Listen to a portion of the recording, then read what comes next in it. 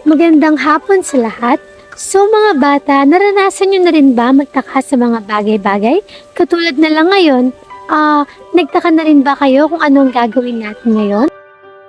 So ngayon, babasahan namin kayo ng kwento patungkol sa kwento ng Ang Kahon ni Pandora. So kwento siya ng isang babae na nagtaka-taka ng mga bagay-bagay. So handa na ba kayong makinig? Noong unang panahon, may mga titan na nagangalang Prometheus at Epimetheus. Sila ang responsable na gumawa ng mga tao noon. Noon, puro lalaki lamang ang mga naninirahan sa mundo. Nabubuhay sila ng matiwasay. Sagana sila sa pagkain. Ang simoy ng hangin kanilang nilalanghap ay puno ng halimuyak na mababangong bulaklak. Sa buong maghapon, wala silang ginagawa kundi magsaya, magpalakas at magpalusog ng katawan. Hindi nila nakikilala ang kalungkutan, sakit, uhaw at gutom. Pero dati, walang apoy sa mundo. Ang mga Diyos lamang ang maaaring gumamit nito. Kaya para sa kapakanan ng mga tao, ninakaw ni Prometheus ang apoy mula sa mga Diyos. Alam niyang mapaparusahan siya sa ginawa niya. Alam niya rin na dahil sa ginawa niya ay magiging delikado ang kapalaran ng tao at kapatid niya na si Epimetheus. Alam ni Prometheus na hindi sapat kay Zeus na parusa lamang ang matatanggap nito, kaya sinabihan ni Prometheus ang kapatid na huwag tatanggap ng kahit anong regalo mula sa Diyos. Kapatid, huwag kang tatanggap ng kahit anong regalo mula sa mga Diyos. Kaya naman, tinanggap ni Epimetheus ang advice ni Prometheus at sinigurado niya rito na di siya tatanggap ng kahit anong regalo sa mga Diyos. Sige kapatid. Kagaya nga ng hula ni Prometheus, may planong hinanda si Zeus laban kay Epimetheus at sa sangkatauhan. Inutusan ni Zeus si Hephaestus na gumawa ng pinakaunang babae sa mundo. Napakaganda ng kanyang ginawa, kaya naman humanga ang mga Diyos.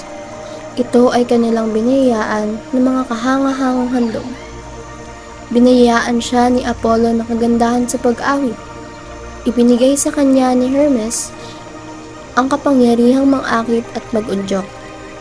Biniyayaan naman siya ni Aphrodite ng kagandahan. At binigyan naman siya ni Zeus ng dalawang regalo, ang pagiging kuryosa at ang isang kahon.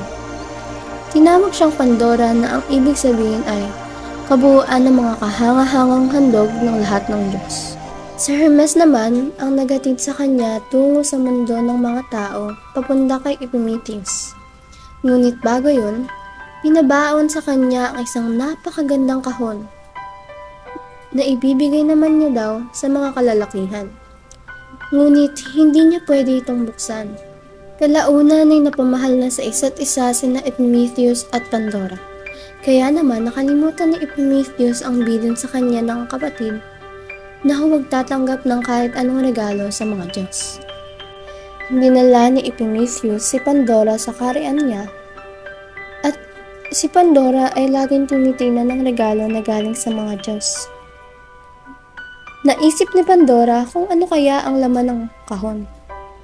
At dahil nga sa kanyang kuryosidad, ay kanyang binuksan ng regalo at pagkabukas niya nito ay may lumabas na makapal at maitim na usok na puno ng kasamaan. Nandito ang inggit, kalupitan, kasakiman, sakit at gutom. At ito naman ay kumalat sa buong mundo para gumawa ng lagim.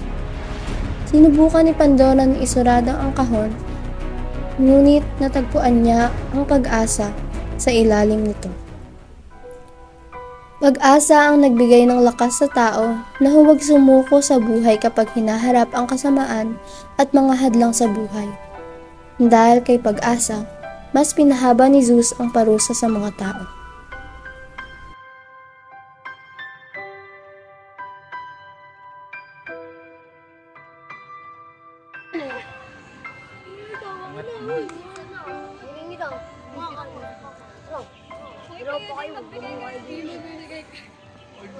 Sabi ni Donut sa inyo.